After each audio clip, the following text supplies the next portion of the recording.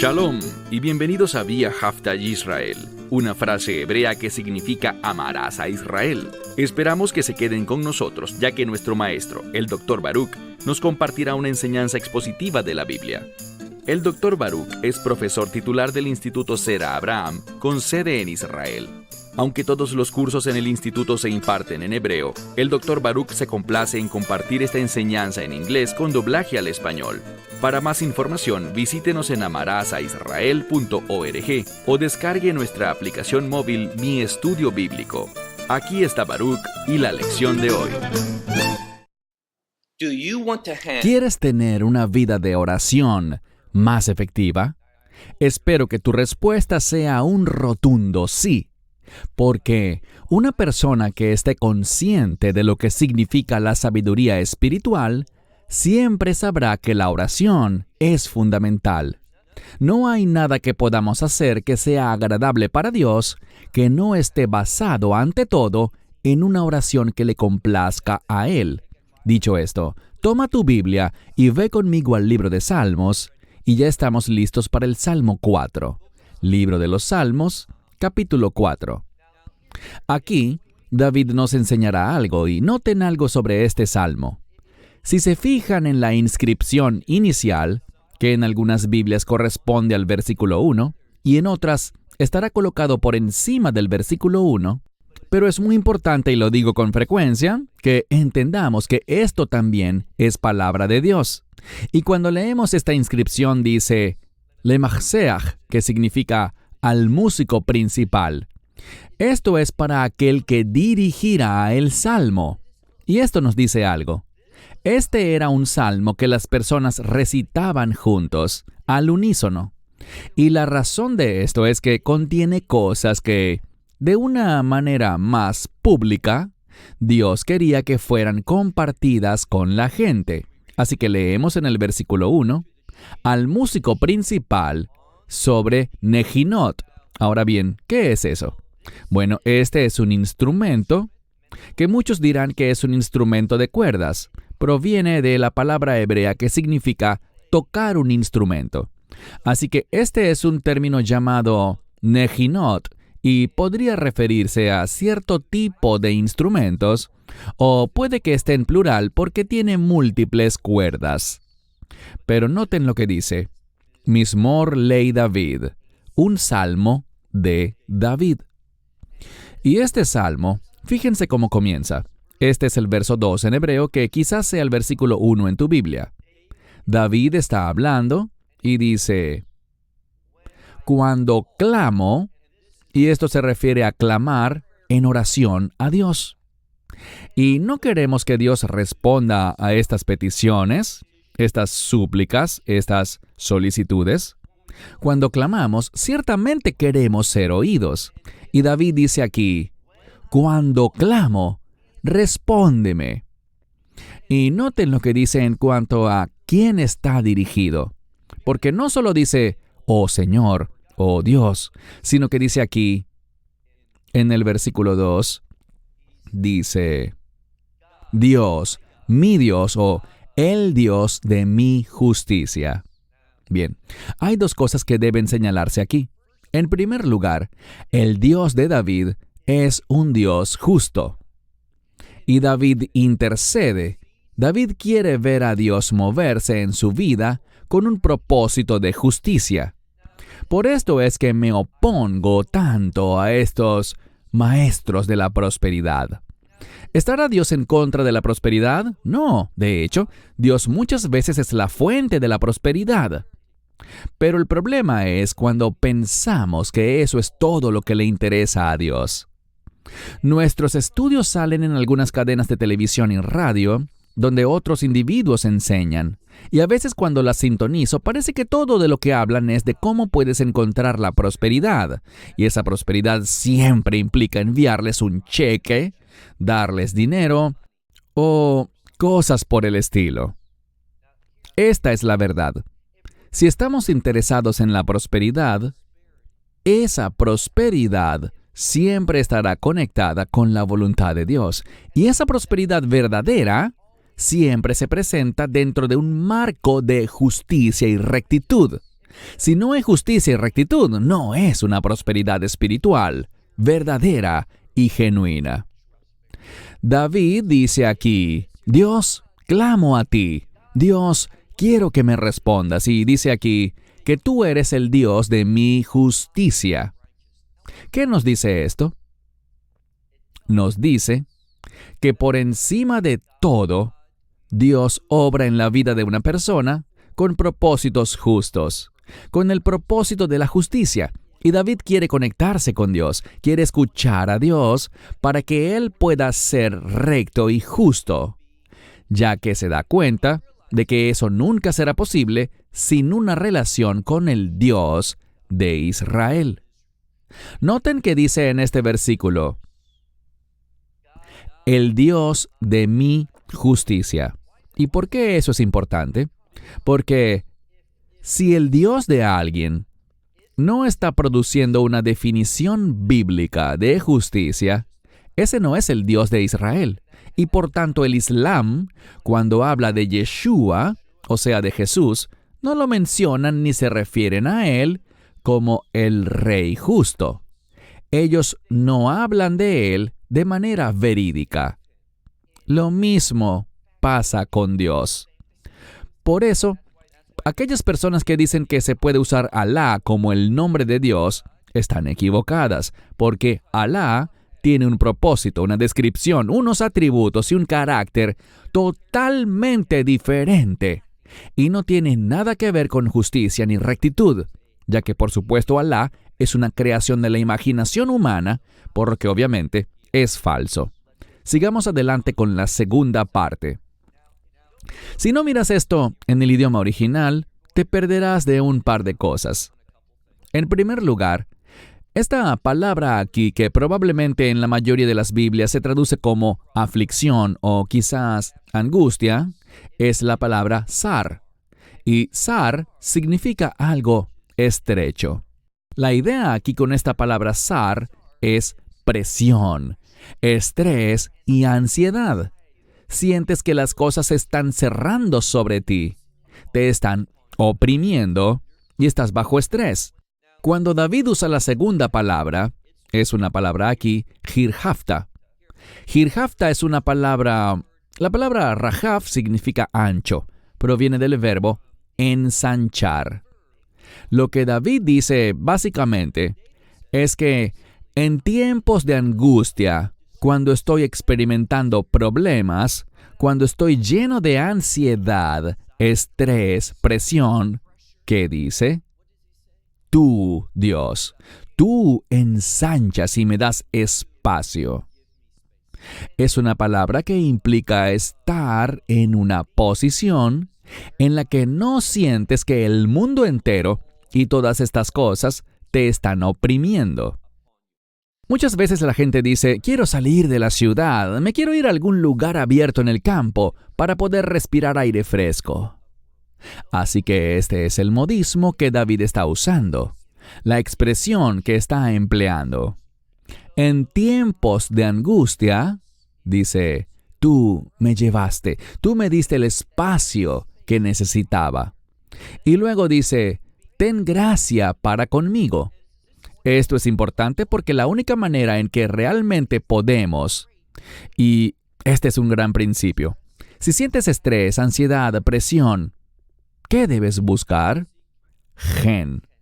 Gen es una de las palabras del Antiguo Testamento, una de las palabras hebreas para gracia. También está Gesed, pero gen es lo que me permite actuar adecuadamente. Esa es la diferencia. La gracia, Gesed, es lo que Dios provee para sanar esta relación, de modo que tenga salvación, perdón de pecados, etcétera, etcétera. Pero la palabra gen es una palabra relacionada con la gracia que me capacita y me equipa para actuar adecuadamente. Y cuando pensamos en Gesed y en gen, estas dos palabras para gracia, el propósito es que la voluntad de Dios pueda hacerse realidad en mi vida y que las bendiciones de Dios sean algo que verdaderamente podamos esperar. David dice aquí, ten gracia para conmigo y escucha mi oración. Así que te pregunto, ¿estás orando por rectitud? ¿Estás orando para que puedas conquistar y derrotar al estrés, las presiones, la ansiedad, el dolor de este mundo? Y estás orando, estás buscando la gracia de Dios para que puedas conducirte correctamente en este mundo para las cosas de Dios, para la voluntad de Dios. Si no tienes esa mentalidad, ese objetivo, entonces tus oraciones no serán efectivas. Será como hablarle a una pared. Verso 3. Tenemos la expresión Benei Ish. Benei Ish significa hijos de hombre. Está en plural, hijos de hombre. Y estos individuos, por el contexto que leemos aquí, están hablando y comportándose con David de una manera que, según los comentaristas, de hecho, anoté aquí, son aquellos que se burlan de mí, es decir, se burlan de David. David está hablando acerca de unos individuos que se están burlando de él y dice, Admei. Bien, Admei, si revisas los comentarios, te darán una expresión diferente para entender esto. Y me refiero a Admatai. Admei significa ¿hasta qué? Admatai es ¿hasta cuándo? Y hasta cuándo tradicionalmente se entiende como un llamado, una petición para que venga el reino, la era mesiánica. El término Admei, aunque está relacionado, se trata básicamente de lo que tiene que suceder para que venga ese reino. No cuándo vendrá, sino qué será lo que traerá. Así que dice, Admei, ¿hasta cuándo será mi gloria? ¿Por cuánto tiempo mi gloria será en vergüenza? Y de lo que está hablando aquí es de aquellos que se burlan de él, de estos individuos. Y es cierto, así es como responde la humanidad. La humanidad se burla de las cosas de Dios. La humanidad, cuando no estamos bajo la autoridad de Dios, nos rebelamos contra la autoridad. Bien, durante la grabación de este video, estamos viendo en los Estados Unidos algo que se ha extendido a Europa y a otros lugares. Me refiero a estas manifestaciones. Y quizás alguna de estas manifestaciones ciertamente están justificadas y son necesarias. Cuando las personas abusan o los gobiernos abusan de su autoridad y van motivados por el odio o simplemente por un deleite en el sufrimiento de los demás, o quizás motivados por el fanatismo o el racismo, la gente debe alzar la voz y manifestarse enérgicamente contra eso. Pero el problema es que esto está siendo secuestrado por una desagradable influencia espiritual. ¿Qué quiero decir con eso? Bueno, lo que ves aquí no es simplemente decir, queremos una autoridad justa, sino que se ha convertido en, no queremos ninguna autoridad. Así es como el enemigo toma algo que es bueno y lo convierte en algo malo. Un clamor que dice, queremos una autoridad justa, queremos buenas autoridades, se transforma en no queremos ninguna autoridad.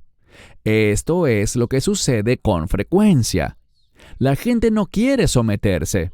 Pero mira la escritura. Leemos aquí que David está diciendo, ¿hasta cuándo será mi gloria? Es decir, ¿cuándo esta conducta que está arraigada en la verdad de Dios, cuándo dejará de ser burlada y avergonzada para finalmente ser honrada? Y aquí está el problema. Estos individuos, recuerda cómo comienza, Benei Ish, estos hijos de hombre, que no es más que un modismo para referirse a la humanidad, dice que ellos aman. ¿Y qué es lo que aman? Ellos aman, aunque les habla personalmente, ustedes aman, Rick. ¿Qué es rik? Rik proviene de la palabra hebrea rek, que significa vacío. También es una palabra para vanidad o futilidad. Y aquí está el problema. Los hijos de los hombres, la humanidad, cuando nos alejamos de la autoridad, y no estoy hablando en un sentido político, sino estoy hablando en un sentido espiritual. Cuando los individuos dicen, no quiero estar bajo la autoridad de Dios. Quiero hacer lo que es correcto para mí. Yo definiré lo que es bueno y malo. Cuando la gente hace eso, ¿sabes qué es lo que aman? Ahora, el término amar es una palabra de sacrificio, es una palabra de compromiso. Y estos individuos están comprometidos, están haciendo sacrificios personales, pero ¿sabes en qué se convierten?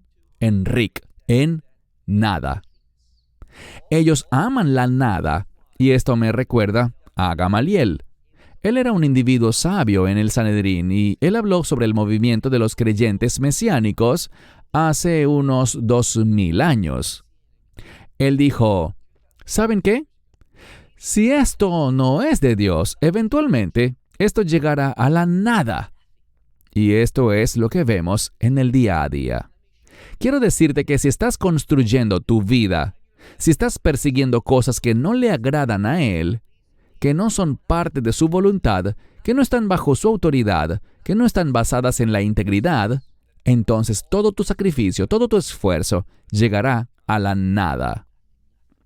Él dice, ustedes buscan, todavía hablándole a la humanidad de una manera muy personal, dice, ustedes buscan Hazav. ¿Qué es Hazav? Falsedad. Y esto nos dice mucho, nos dice que estos individuos están en contra de David. Le están trayendo angustia, dificultades, pero al final, ¿saben qué es lo que siguen? Están completamente entregados a una mentira, a una falsedad. Selah. Versículo 4 en el hebreo. Dice, ellos saben, o simplemente sepan, que el Señor, Hiflab Hazi Lo, y esto es un mandamiento. Ustedes deben saber esto, en otras palabras. ¿Y qué es lo que debemos saber? Que el Señor hace una distinción. La palabra aquí, en hebreo, es Hiflab. Y anoté la palabra aflayá, porque aflayá es la palabra en hebreo moderno para discriminación. Y proviene de la palabra discriminar. A veces la discriminación tiene que ver con algo a lo que aludimos antes, y eso es el racismo. Esa discriminación es un hedor en las narices de Dios. Viene directamente del foso del infierno.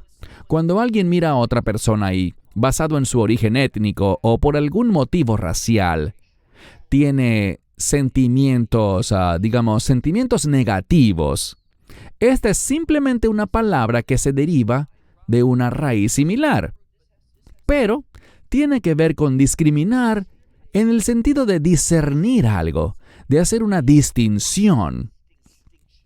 Y lo que la Escritura dice es esto: Dios hace una distinción. Él muestra un comportamiento diferente hacia aquellos que son, ¿qué? Haziló, aquellos que... Y aquí hay una palabra para gracia, pero que no es Hesed, sino Hasid. ¿Cuál es la diferencia? Un Hasid es alguien que ha recibido gracia. Él recibió la gracia de Él y ahora vive para Él. Así que cuando alguien recibe la gracia de Dios y quiere usar esa gracia para Él, para sus propósitos, Dios va a marcar a ese hombre. Él va a discernir, va a ver a esa persona de una manera distinta, separada, diferente. Así que aquí habla sobre eso y, por lo tanto, ¿qué podemos esperar? Recuerden que comenzamos hablando de cómo hacer que nuestras oraciones sean más efectivas. Dice, y el Señor escuchará mi clamor hacia Él. ¿Por qué? Bueno, porque me he hecho distinto para Él. He hecho que Él me reconozca al recibir su gracia y al utilizar esa gracia para Él, para sus propósitos. Cuando ese es nuestro objetivo, eso hace que nuestras oraciones sean más efectivas. Verso 5 en el texto hebreo. Ritzu ve'ao tech teu, que significa enójense, pero no pequen. Y esto es lo que diría acerca de muchos de los problemas del mundo, ya sea el racismo o lo que sea. Y esta palabra también puede significar hacer ruido. Es una palabra que indica estar molesto y no poder simplemente quedarse quieto o tranquilo cuando esto está sucediendo. Así que está bien y podemos ponerlo en el sentido de protesta. Aquí dice, enójense, pero no pequen. No permitan que el enemigo use esa ira, y tal vez sea una indignación justa. No permitan que el enemigo pervierta eso, transformándolo en algo que desagrada a Dios y que genera un comportamiento pecaminoso. Todos luchamos con esto. Podemos tener una justificación para estar enojados, pero no permitamos que esa ira produzca pecado como resultado. Eso es lo que está diciendo aquí. Dice más bien, deben decir en sus corazones. El corazón en la Biblia tiene que ver con la mentalidad, con la manera de pensar, y por lo tanto, debemos entender que hay estímulos. Vamos a ver cosas, vamos a experimentar cosas, seremos receptores de cosas. Y lo que dice aquí es que cuando eso suceda, entendamos que debemos llevarlo a la oración. Dice, digan en sus corazones, sobre sus camas. Así que por la noche cuando estén acostados, deben condicionar la mente para pensar correctamente. Y para hacerlo debemos estar quietos. Luego dice, Selah. Y de nuevo, no sabemos el significado de esta palabra Selah, pero lo que nos dice aquí, antes de esa palabra, es que debemos meditar en nuestro corazón, estando quietos y pensando antes de actuar. Verso 6. ¿Qué debemos hacer para también impactar nuestras oraciones? Miren esto aquí. Zihu zivhei zirit. Ofrezcan sacrificios de justicia. Esta es una expresión de adoración, pero adoración sacrificial. Ofrenden sacrificios justos y confíen en el Señor. Pongan su confianza a Él. Aquí la palabra en hebreo no es en, que usualmente vemos la expresión bithu be'Hashem, confía en Él. Pero aquí no vemos la palabra en, sino la palabra hebrea el, que es a. Quiere decir, muevan su confianza, trasladen lo que están confiando hacia el Señor. Muy a menudo lo que la Escritura está diciendo es que estamos creyendo, confiando, esperando, estamos invirtiendo en el lugar equivocado. No es que seamos perezosos, no es que no queramos hacer lo correcto, sino que no estamos haciendo lo correcto porque hemos invertido en el lugar incorrecto. Debemos tomar esa inversión, ese esfuerzo, esos pensamientos, esa conducta, y necesitamos mover todo eso hacia el Señor. Verso 7.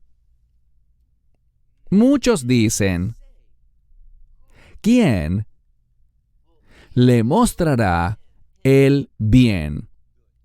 ¿Quién? Muchos están diciendo, ¿quién es aquel que le mostrará el bien? ¿Y qué es el bien? Espero que ya sepan la respuesta. Es la voluntad de Dios.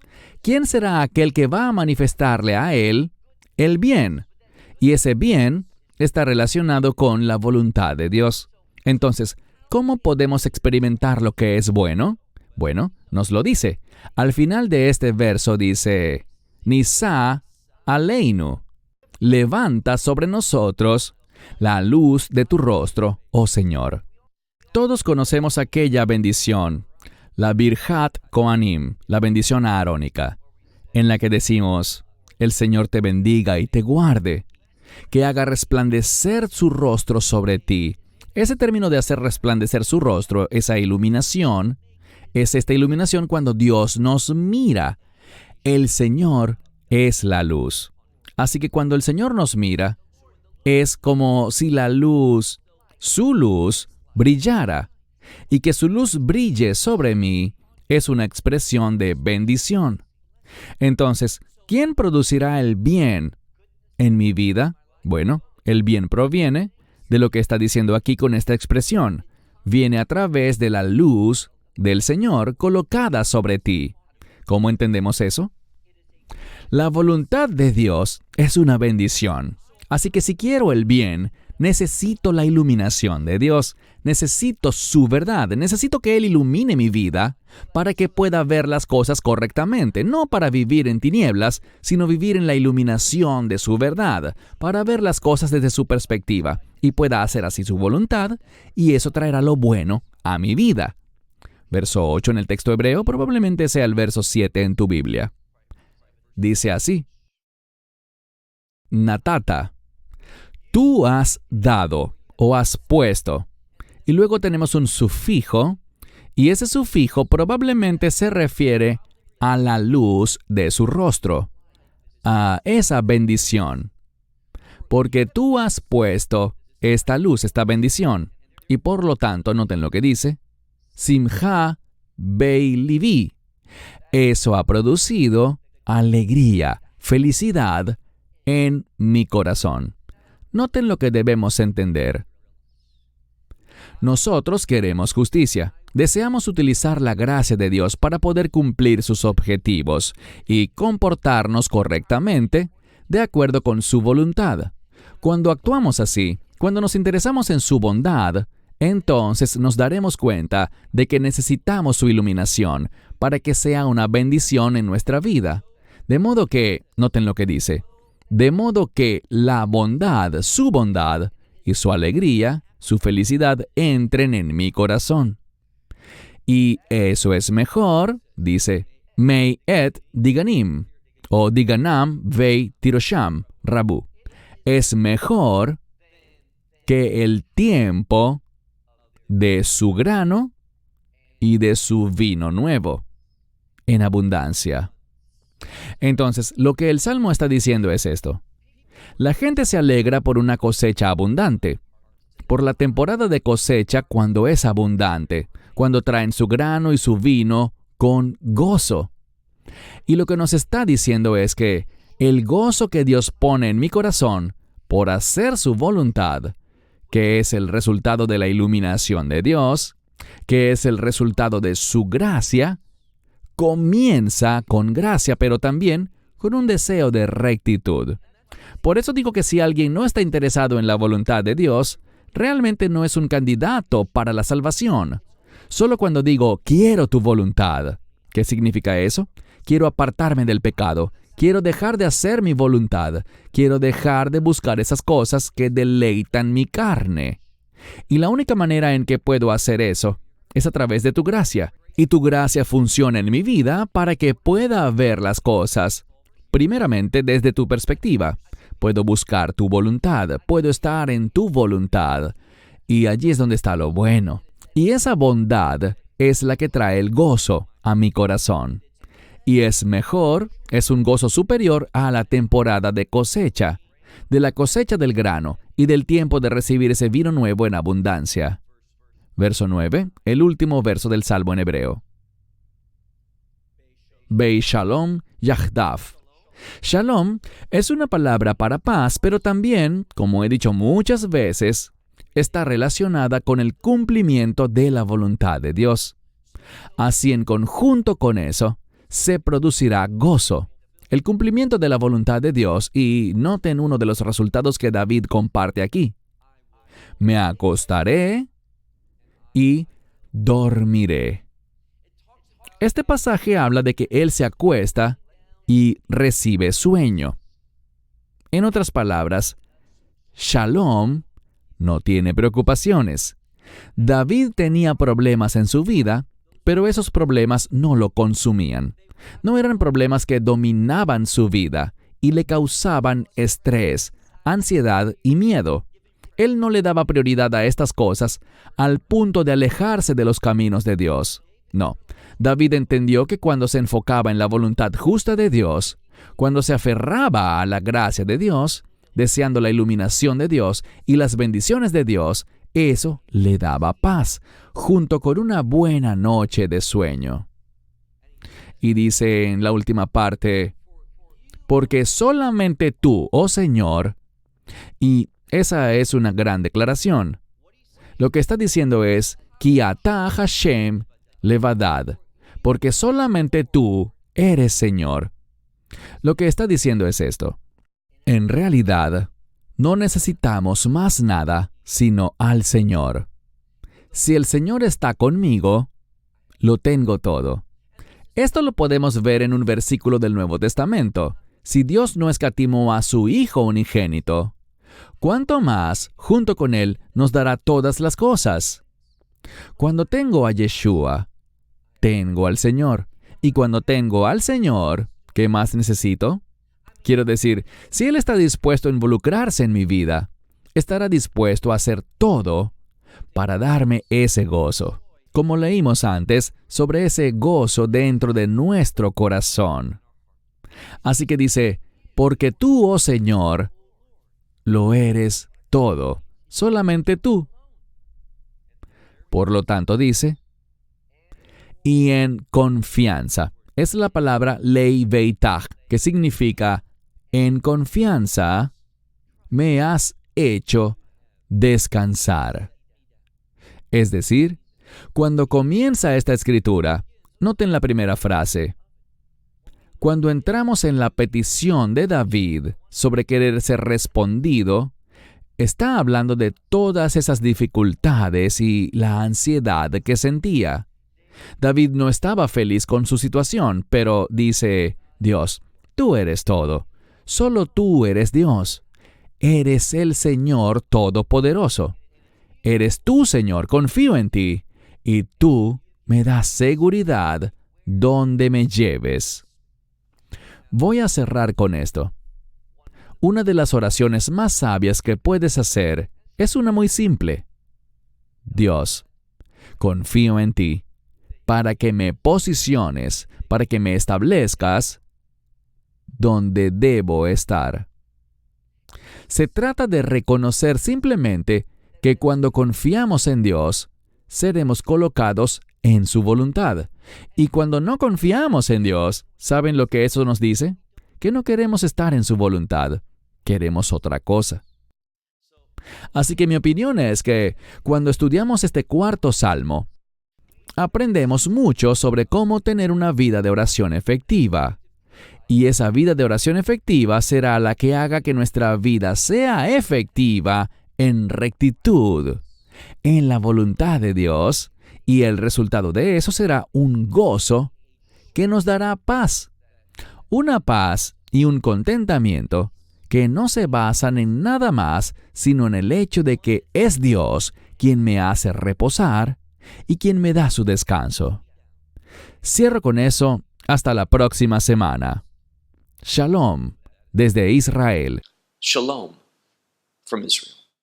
Esperamos que te hayas edificado con el mensaje de hoy y lo compartas con otros. Te invitamos a seguir nuestros estudios cada semana por este canal y por el portal de YouTube de Amarás a Israel. También puedes descargar nuestra aplicación móvil gratuita, Mi Estudio Bíblico. Finalmente, para obtener más información sobre nosotros, visita nuestra web amarasaisrael.org, donde encontrarás otras conferencias de Baruch en audio, video y texto. Hasta el próximo programa. Que el Señor te bendiga en Yeshua HaMashiach, Jesús el Mesías, mientras caminas con Él. Shalom desde Israel.